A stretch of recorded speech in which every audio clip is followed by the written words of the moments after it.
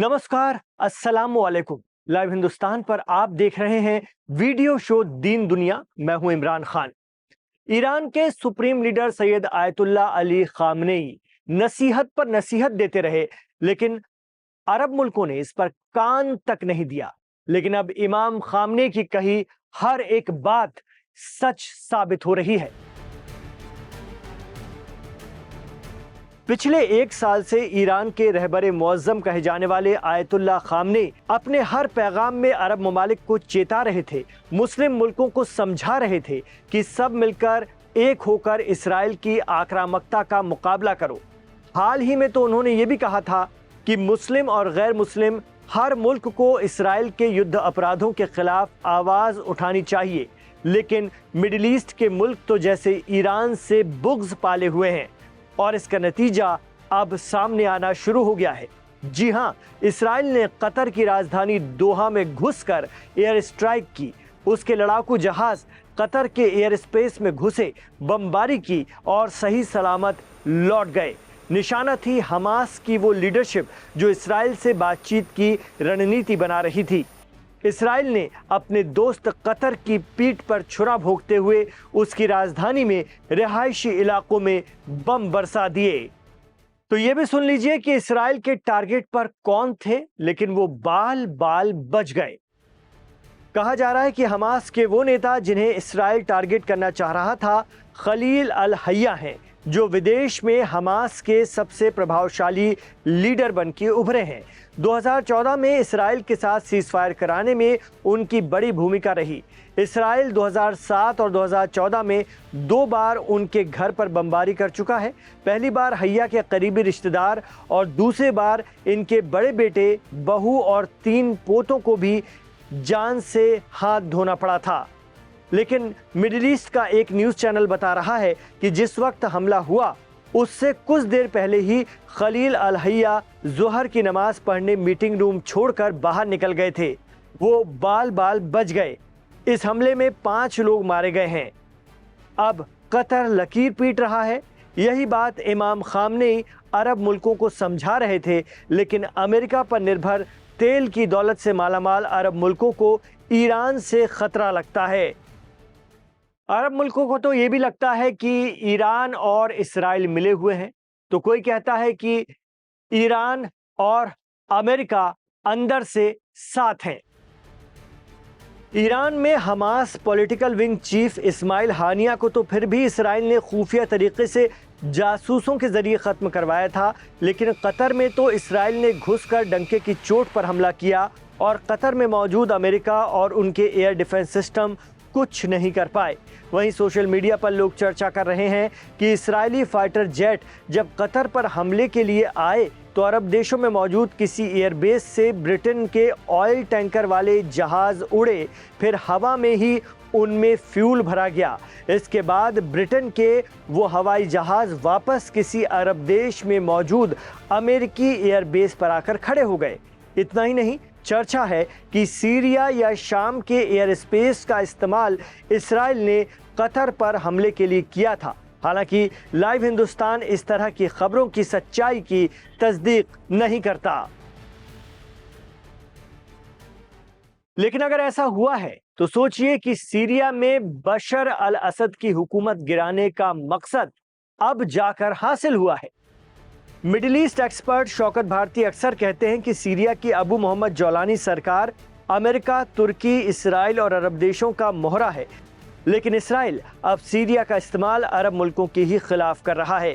जानकार मानते हैं कि ईरान और रूस को सीरिया से निकाला ही इसलिए गया था कि अमेरिका और इसराइल के लिए रास्ता आसान हो। तो आज जौलानी हुकूमत अपना हक अदा कर रही है और कतर रो रहा है। एक्सपर्ट कहते हैं कि इमाम खामनेई अक्सर ये बात जोर देकर कहते रहे हैं कि अगर मुस्लिम देश एक हो जाएं तो इसराइल की आक्रामकता से निपटा जा सकता है, क्योंकि इसराइल के साथ अमेरिका है। तब भी अरब मुल्कों के कान में जूं तक नहीं रेंगती। खामनेई अपील करते रह गए कि गजा को बचाने के लिए अरब देश मिलकर इसराइल के खिलाफ एक्शन लें, लेकिन उधर से सिर्फ चुप्पी ही रहती है। अब भी कतर कह रहा है कि वो इसराइल से बदला लेगा, लेकिन बाकी अरब मुल्क खामोश है या उनकी प्रतिक्रिया सिर्फ निंदा और धमकियों तक ही महदूद है? बड़ा सवाल तो ये है कि क्या कतर के हमले के विरोध में अरब मुल्क इसराइल के साथ अब्राहम अकॉर्ड को खत्म करेंगे या फिर इसराइल को पहुंचने वाली मदद के रास्ते रोकेंगे? जानकार कहते हैं कि ऐसा कुछ भी नहीं होगा और कतर भी खुद कुछ नहीं करेगा। हो सकता है कतर भी यही चाहता हो कि हमास का खात्मा हो जाए, क्योंकि हमास को अरब खित्ते का कोई भी मुल्क ज़्यादा पसंद नहीं करता। ये अरब मुल्क फ़िलिस्तीन की आज़ादी की बात तो करते हैं, लेकिन चाहते हैं कि इसकी कमान PLO के पास हो, जो अब भी वेस्ट बैंक में सत्ता चला रही है और जिसके राष्ट्रपति महमूद अब्बास हैं। गजा पर हमास का दबदबा कोई नहीं चाहता। यही वजह है कि हमास पर हमले पर भी अरब देश चुप ही रहेंगे।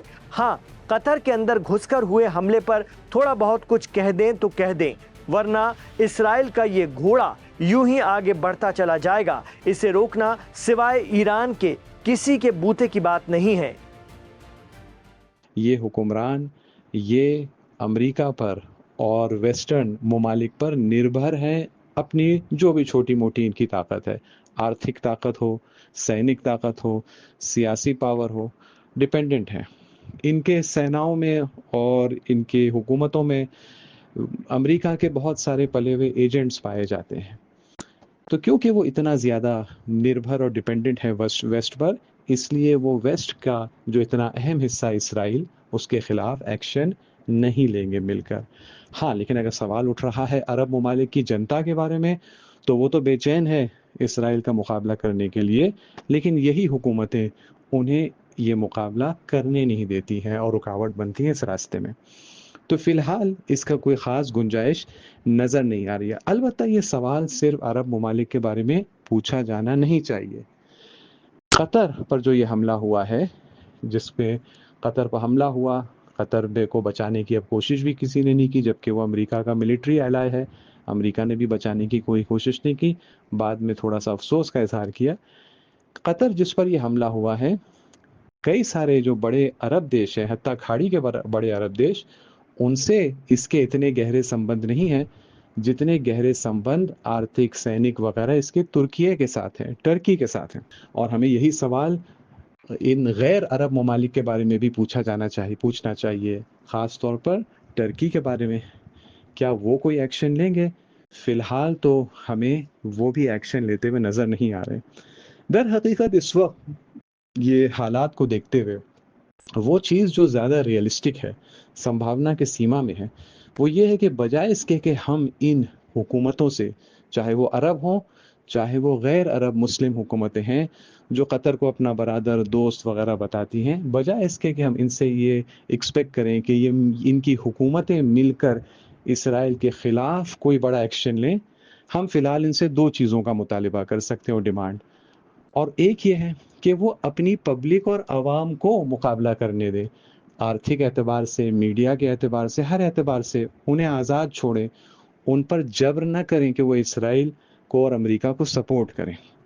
दूसरा हम मुतालिबा और डिमांड ये रख सकते हैं और एक्सपेक्टेशन ये रख सकते हैं इन हुकूमतों से कि वो मिलकर अगर इसराइल के ख़िलाफ़ कोई एक्शन नहीं ले सकते, तो कम से कम जो रोज़ाना इसराइल की मदद कर रहे हैं उससे तो अपना हाथ रोकें। इस वक्त ये ममालिक, चाहे वो इजिप्ट हो, चाहे वो जॉर्डन हो, चाहे वो तुर्की हो, चाहे वो UAE हो वगैरह, कोई राज नहीं है, एकदम खुली भी बात है कि कितना ज़्यादा इनका आर्थिक संबंध है, कितना सामान और माल और कितनी ज़रूरत की चीज़ें जिसके बगैर इसराइल इस जेनोसाइड और जंग को जारी नहीं रख सकता, वो सब इन अरब और दीगर मुस्लिम कंट्रीज़ की हुकूमतों से और इनके जो उद्योगपति और सरमाएदार हैं उनकी जानिब से जाती है। इसको अगर वो रोक दें सिर्फ, ये खुद बहुत बड़ा कदम होगा और ये रियलिस्टिक है।